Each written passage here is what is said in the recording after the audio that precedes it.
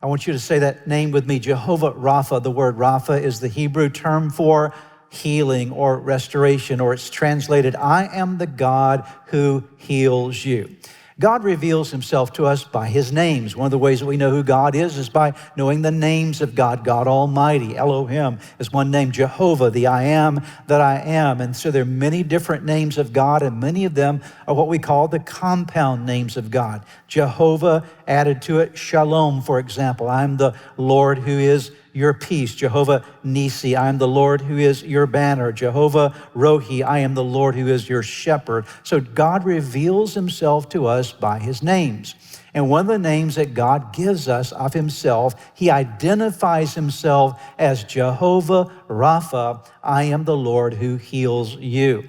Now, this goes all the way back to the time that the children of Israel had come out of Egypt. They'd been delivered in a tremendous way from bondage and slavery there for over 400 years. They've been slaves in Egypt. And they come through the Red Sea. They're on the way to the Promised Land, and they find themselves in need of water. And the water they find themselves at is bitter, and it needs to be restored. It needs to be healed. And so there in that moment, God produces an amazing miracle. And then he gives them this promise. God speaks through Moses. He said, if you listen carefully, this is Exodus 15:26, if you listen carefully to the Lord your God and do what is right in his eyes, if you pay attention to his commands and keep all his decrees, I will not bring on you any of the diseases I brought on the Egyptians. Notice this, for I am the Lord who heals you. There in the original language, the presentation of God's name, I am Jehovah Rapha, I am the Lord your healer. So I want to lay that foundation that God actually